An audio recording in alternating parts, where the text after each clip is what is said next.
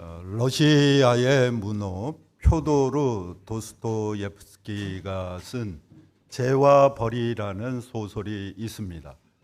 이 소설은 세계 문학사에 빛나는 뛰어난 작품이지만은 그 분량이 방대하고 또 주제가 무거워서 끝까지 읽어내기가 쉽지 않은 소설이기도 합니다.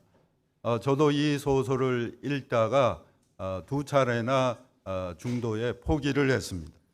그러나 이 소설을 읽지 않았다 할지라도 제목만으로 이 소설의 핵심 그 주제가 무엇인가 하는 것을 짐작할 수가 있습니다.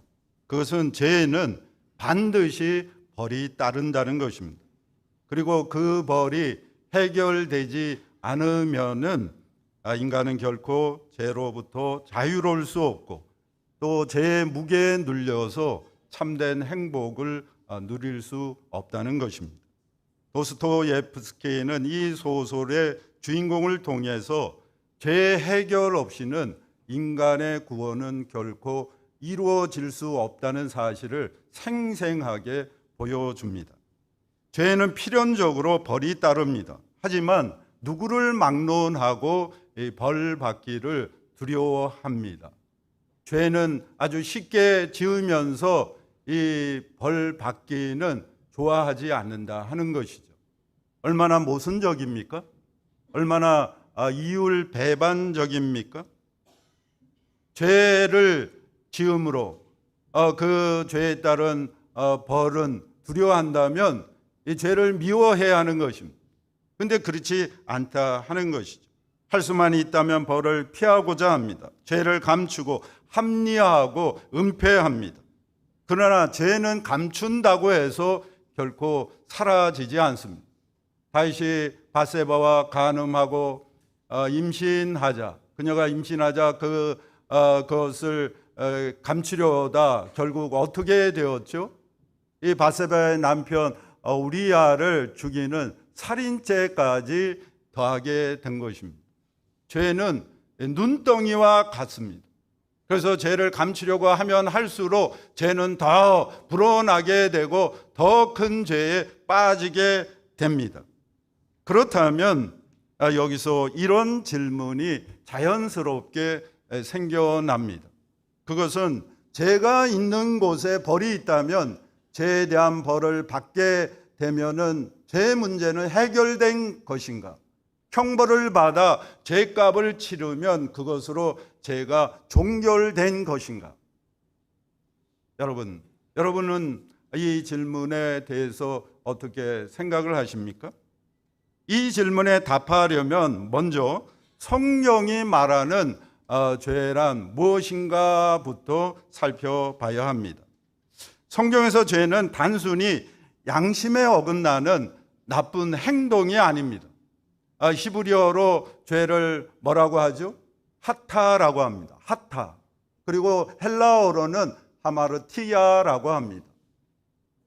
이 두 단어 모두 이 중심에서 벗어나다, 빗나가다라는 그런 뜻을 가지고 있습니다. 사격을 할 때 가장 중요한 것이 무엇이죠? 우리 남자 성도 여러분은 다들 군대에 가서 사격을 해 봤지 않습니까? 사격에서 중요한 것이 방아쇠를 잘 당기는 것입니까? 아니면 호흡 조절을 잘하는 것입니까? 그것도 중요하지만 가장 중요한 것은 조준선 정렬입니다. 조준선 정렬. 이 조준선 정렬이라는 것은 이 총의 조준선을 이용해서 조준 구멍과 이 표적을 일치시키는 것이죠. 이 조준선 정렬이 안 되면은 조준점이 빗나가 있으면은 아무리 총을 쏴도 헛방인 것입니다. 이 백발백중이 아니라 백발빵발이 됩니다. 그렇다면 우리의 삶의 조준점, 우리의 삶의 중심은 누구시죠? 하나님이신 거죠. 성경에서 말하는 죄란 우리의 삶의 조준점이신 하나님에게서 벗어나 있는 상태를 말합니다. 아무리 그 사람이 열심히 살고 그리고 사회에서 대단한 성공을 거두었다 할지라도 그의 삶의 중심이 하나님에게서 벗어나 있다면 그의 모든 행위는 결국 죄악된 삶으로 귀결된다는 것입니다. 그래서 죄는 행동 하나를 고친다고 해서 해결되지 않습니다. 말투를 바꾸고 긍정적인 말을 하고 또 잘못된 습관을 고친다고 해서 죄의 문제가 해결되지 않습니다. 죄란 행위의 문제 이전에 존재의 문제이며 이 존재의 방향 상실이 곧 죄이기 때문입니다. 이 말이 무슨 뜻이죠? 무슨 말입니까? 어느 농부가 이 과일 나무를 심었습니다. 거름을 많이 주고 아주 정성껏 키웠습니다. 드디어 이 나무에 과일들이 열리기 시작했습니다. 그런데 마치 곰팡이가 핀 것처럼 이 나무에 그 과일들이 썩은 과일들이었습니다. 농부는 그 썩은 과일들을 일일이 다 솎아내었습니다. 손으로 따서 버렸습니다. 그러나 해가 바뀌어도 상황은 달라지지 않았습니다. 계속해서 썩은 과일들이 열리는 것이었습니다. 그러면 문제는 무엇이죠? 문제는 어디에 있는 것입니까? 이 썩은 과일에 있습니까? 아니면 병든 나무에 있습니까? 병든 나무에 있는 것이죠. 나무를 고쳐야 하는 것입니다.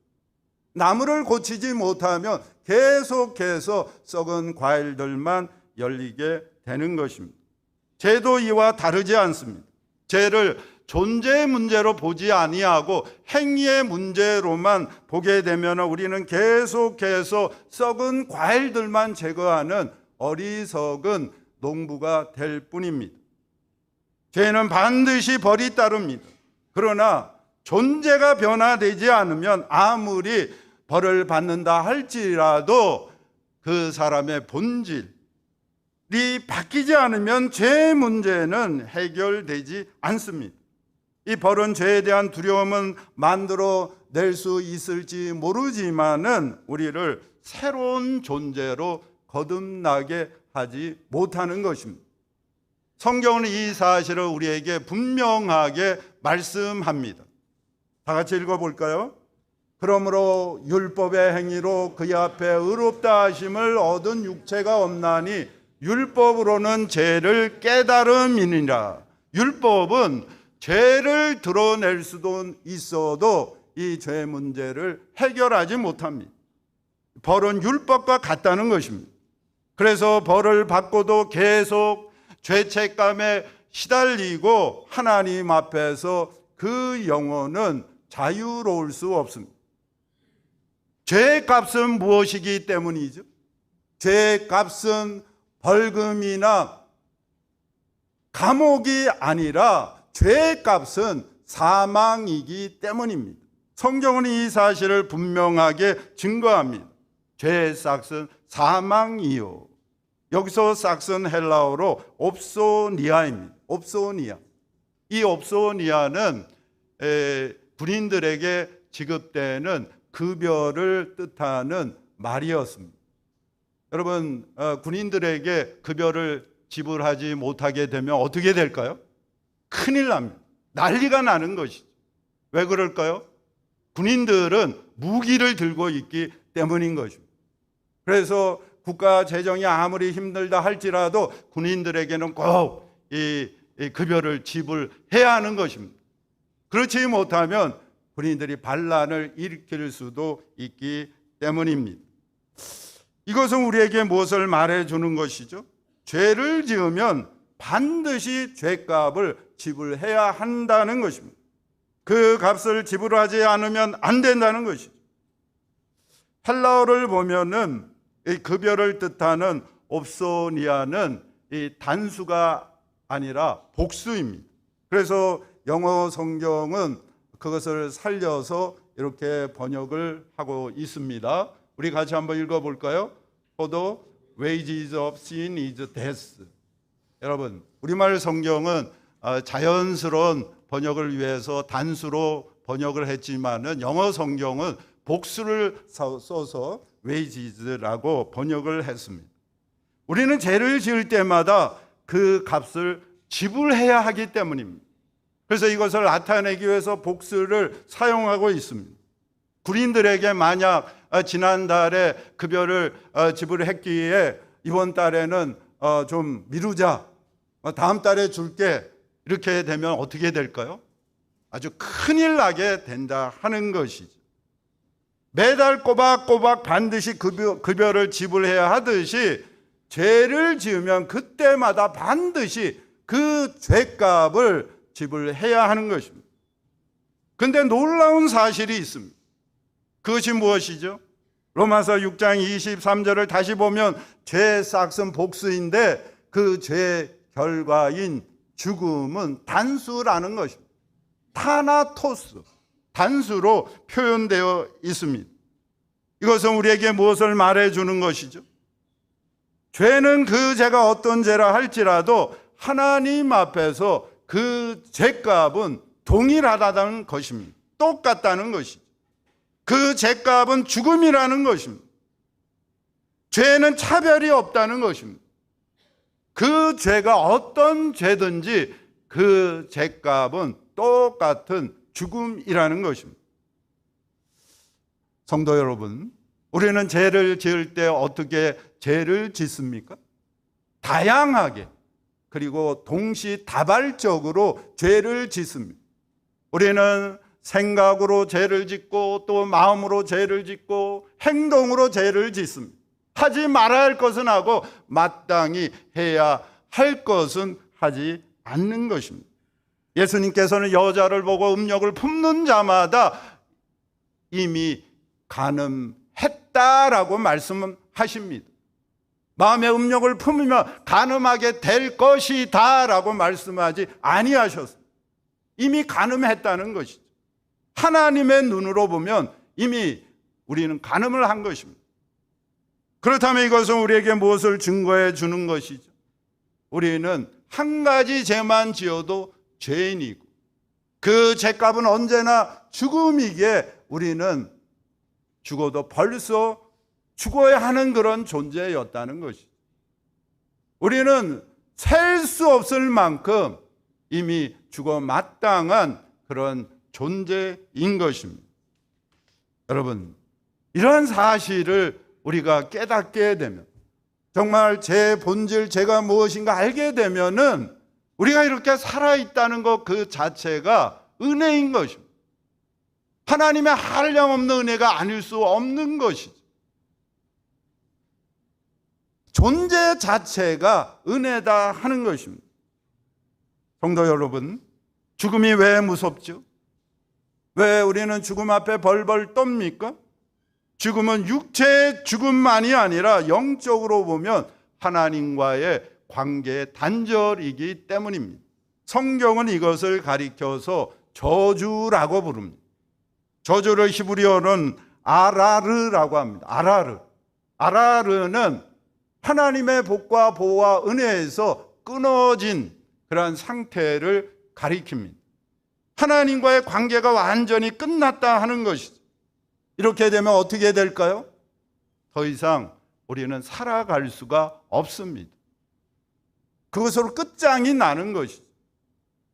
하노이에 비가 3일 밤낮 내리 그냥 팍 퍼붓게 되면은 하노이시 전체가 물바다가 됩니다. 지난번 여러분 물바다가 되었는데 그때 3일 밤낮 내리지 않았어요. 한 며칠 또 중간에 쉬고 이렇게 내렸는데 계속 3일 밤낮 내리면 하노이는 정말 절단 나는 것입니다. 이것이 현실인데 우리가 어떻게 하나님의 보호와 은혜 없이 살아갈 수 있단 말입니까? 그렇기 때문에 우리가 일상에서 사용하는 말 가운데 가장 무서운 말은 무엇일까요? 개 땡땡일까요? 아닙니다. 하나님의 저주를 받으라는 말인 것이죠. 영어로 갓댐인 것이죠. 하나님의 저주를 받으면 누구든지 존재 불가, 회생 불가이기 때문입니다. 그런데 창세기를 보면 놀라운 일이 일어났습니다. 그것은 무엇이죠? 우리 인간이 죄를 지었음에도 불구하고 우리 인간에게 하나님의 저주가 임하지 않았다는 것입니다. 창세기 3장 17절을 보면 인간이 받아야 할 저주를 누가 대신 받은 것이죠? 땅이 받았습니다. 땅은 너로 말미암아 저주를 받고, 땅이 우리 인간 대신에 저주를 받았기 때문에 우리 인간이 죄를 지었음에도 불구하고 여전히 하나님의 보호와 은혜와 복 가운데 살아갈 수가 있는 것입니다. 그런데 오늘 봉독한 창세기 8장 21절을 보면 노아 홍수 후에 어떤 일이 일어났습니까? 땅에 내려진 저주가 거두어졌다는 것입니다. 다 같이 읽어보겠습니다. 여호와께서 그 향기를 받으시고 그 중심에 이르시되 내가 다시는 사람으로 말미암아 땅을 저주하지 아니하리니 이는 사람의 마음이 계획하는 바가 어려서부터 악함이라. 내가 다시는 모든 생물을 내가 행한 것 같이 멸하지 아니하리라. 노아 홍수 후에도 인간의 죄성이 여전히 바뀌지 않고 계속해서 죄를 범함에도 불구하고 하나님은 땅을 더 이상 저주의 대상으로 삼지 않겠다고 선포하셨습니다. 땅이 하나님의 저주에서 풀려난 것입니다. 그렇다면 그 저주는 어디로 간 것이죠? 그 저주는 본래 우리 인간이 받아야 할 것이었기 때문에 우리 인간을 찾아서 우리 인간에게로 돌아간 것입니까? 아닙니다. 그렇게 되었다면 우리 인간은 끝장이 나는 것이죠. 베트남어로 채조인 것입니다. 그렇다면 그 저주는 어디로, 누구에게로 간 것이죠? 그 저주는 하나님의 구속 계획 속에서 인간을 대신해서 그 저주를 받을 자를 기다리고 있었습니다. 그리고 마침내 그분이 오셨습니다. 그리고 그 모든 저주가 그분에게 쏟아진 것입니다. 그분은 누구시죠? 그분은 바로 사람이 되어 오신 하나님의 아들 예수 그리스도이신 것입니다. 성경은 이 사실을 우리에게 다음과 같이 증거해 줍니다. 다 같이 읽어보겠습니다. 그리스도께서 우리를 위하여 저주를 받은 바 되사 율법의 저주에서 우리를 속량하셨으니 기록된 바 나무에 달린 자마다 저주 아래 있는 자라 하였습니다. 이는 그리스도 예수 안에서 아브라함의 복이 이방인에게 미치게 하고 또 우리로 하여금 믿음으로 말미암아 성령의 약속을 받게 하려 함이라. 이 말씀에서 저주가 3번이나 반복되고 있습니다. 율법의 저주는 율법을 지키지 못할 때 따라오는 그 죄의 심판과 죄의 결과인 사망을 가리킵니다. 그런데 인간이 받아야 하는 그 저주를 죄 없으신 하나님의 아들 그리스도께서 받으심으로 어떻게 되었죠? 그리스도께서 우리의 모든 죄를 속량하시고 죄의 권세를 깨트리셨습니다. 그리스도께서 장사한 지 사흘 만에 죽은 자 가운데서 사망 권세 깨트리고 부활하셨기 때문입니다. 그러므로 누구든지 그리스도 안에 있으면 새로운 피조물이라 이전 것은 지나갔으니 보라 새 것이 되었도다. 그리스도 안에서 우리의 존재가 새로운 존재로 거듭난 것입니다. 성도 여러분, 제 문제는 행위의 문제 이전에 무엇의 문제라고 했죠? 존재의 문제라고 했습니다. 이 죄의 문제는 존재가 변하지 않으면 해결될 수가 없는 것입니다. 그런데 제 종이었던 우리가 그리스도 안에서 하나님의 자녀로 우리의 존재가 새롭게 변화되었다는 것입니다. 여러분, 제 종과 하나님의 이 자녀는 비교 불가입니다. 비교 대상이 안 되는 것이죠. 우리는 성령께서 우리 안에 거하시는 하나님의 자녀들이 된 것입니다. 성도 여러분, 이것이 바로 복음인 것입니다. 이것이 바로 하나님의 은혜다 하는 것이죠. 우리가 그리스도 예수 안에서 우리의 존재가 변화되었기에 그 죄의 저주가 완전히 사라지게 된 것입니다. 우리의 운명이 바뀐 것이죠. 여러분, 우리 인간의 운명은 무엇이었습니까? 우리 인간의 운명은 과거는 죄요, 미래는 죽음이었습니다. 죄와 죽음이 우리 인간의 운명이었습니다. 그런데 예수 그리스도 안에서 우리의 운명이 바뀌면서 우리는 하나님의 자녀가 되고, 그리고 우리의 운명은 영생이 된 것입니다. 그리스도께서 우리를 자유케 하셨기 때문입니다. 그러므로 우리는 오늘이라는 현재를 이제는 어떻게 살아갈 수 있게 된 것이죠. 항상 기뻐하며, 쉬지 말고 기도하며 범사에 감사하며 살아갈 수 있게 된 것입니다. 기쁨과 기도와 감사가 우리 그리스도인의 표지가 된 것입니다. 이사야 선지자가 일찍이 예언한 그대로 그가 찔림은 우리의 허물 때문이요 그가 상함은 우리의 죄악 때문이라. 여호와께서는 우리 모두의 죄악을 그에게 담당시키셨도다. 그리스도께서 우리의 모든 죄악을 담당하심으로 우리가 죄의 저주에서 완전히 해방된 것입니다. 자유하게 된 것입니다. 성경은 그 사실을 우리에게 다음과 같이 선언합니다. 다 같이 읽어보겠습니다. 그리스도 예수 안에 있는 자에게는 결코 정죄함이 없나니 이는 그리스도 예수 안에 있는 생명의 성령의 법이 죄와 사망의 법에서 너를 해방하였습니다. 아멘. 성도 여러분, 우리가 이러한 복음의 빛으로 오늘 봉독한 이 창세기 8장의 노아의 방주를 다시 바라보면은 이 노아의 방주는 오실 예수 그리스도의 예표임을 깨닫게 됩니다. 구원의 그림자인 것입니다. 방주는 들어갈 수 있는 사람과 짐승이 정해져 있었습니다. 모두 다 들어갈 수 없었습니다. 잠시 들어가는 피난처였습니다. 그 안에서 계속 거할 수 없는 제한된 구원이었습니다. 그러나 우리의 구원자이신 예수 그리스도는 어떠하십니까? 그분은 우리의 모든 죄값을 대신 지불하심으로 구원에 제한함이 없으십니다. 심판을 대신 받으셨기에 누구든지인 것입니다. 누구든지 그를 믿으면 그분 안에 들어가는 것입니다. 모든 사람들을 다 초청하신 것입니다. 그래서 유대인과 이 헬라인, 이방인 그 모든 담이 무너진 것입니다. 그를 믿는 자마다입니다. 그리고 그분은 세상 끝날까지 항상 우리와 함께 하시겠다고 약속하셨습니다. 여러분, 우리의 신앙은 예수 그리스도를 믿음으로 죄와 사망에서 구원받는 것으로 결코 끝나지 않습니다. 천국 가는 것이 전부가 아니다 하는 것이죠. 우리의 신앙은 예수 그리스도를 믿고 나의 주님으로 그분을 영접함으로 그리스도 안에서 살아가는 것입니다. 그분 손잡고 그분과 동행하는 것입니다. 내가 주님 안에, 주님이 내 안에 거함으로 내가 주인된 모든 것을 내려놓고 주님이 나의 모든 것의 주인 되시는 삶을 살아가는 것입니다.